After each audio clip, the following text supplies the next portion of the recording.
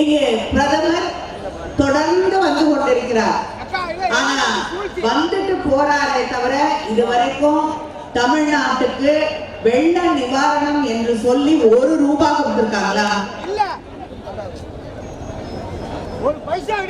ஒரு பைசா கொடுக்கல.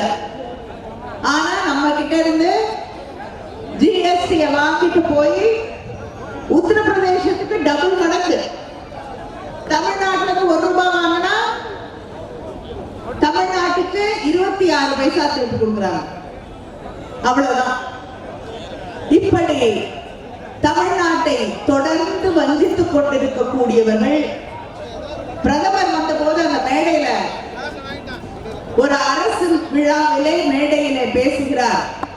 என்னன்னு பேசுறாரு?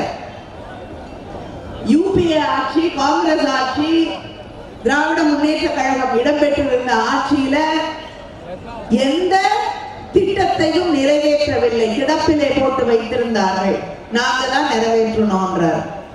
எது? தூத்துக்குடியில பாபுசி போர்ட் இருக்கு இல்லையா, அந்த போர்ட்டை விரிவுபடுத்துவதற்கு, ஒரு டிரான்ஸ்ஷிப்மெண்ட் ஹப்பை கொண்டு வரதுக்கு வைக்கப்பட்ட கோரிக்கையை நாங்கள் தான் நிறைவேற்றுகிறோம், வேற யாரும் செய்யல அப்படிங்கிறார். உண்மை என்னவென்றால் அந்த அவுட்டர் ஹார்பர், அந்த ஹார்பருடைய வெளியிலே இருக்கக்கூடிய அந்த பகுதியை மேம்படுத்துவதற்கு, கப்பல்கள் இன்னும் அதிகமாக வரக்கூடிய இடமாக மாற்றுவதற்கு யூபிஏ அரசாங்கத்தால் திரு சிதம்பரம் அவர்கள் நிதியமைச்சராக இருந்த அந்த காலகட்டத்திலே 23,000 கோடி ஒதுக்கீடு செய்யப்பட்டது. அதற்கு பிறகு அடுத்த ஆண்டே ஆட்சி மாற்றம் வருகிறது. அதுக்கு பிறகு ஆட்சியில இருந்தது பாஜக, பிரதமராக இருந்தது மோடி. முதல் நிதிநிலை அறிக்கையிலே அருண் ஜேட்லி அவர்கள் எடுத்து சொல்லுகிறார், அந்த நிதிநிலை அறிக்கையிலே நாங்க அந்த தூத்துக்குடி துறைமுகத்திற்கு 11 கோடி கொடுத்து விரிவுபடுத்த போகிறோம் என்று. அதுவும் கிடப்புல தான் கிடந்தது. இப்ப தேர்தல் வருது, தூத்துக்குடி மக்களை ஏமாற்றணும். அதனால தேர்தலுக்கு முன்னாடி 23,000 கோடி ஒதுக்கீடு, கிட்டத்தட்ட 10-12 வருஷத்துக்கு முன்னாடி.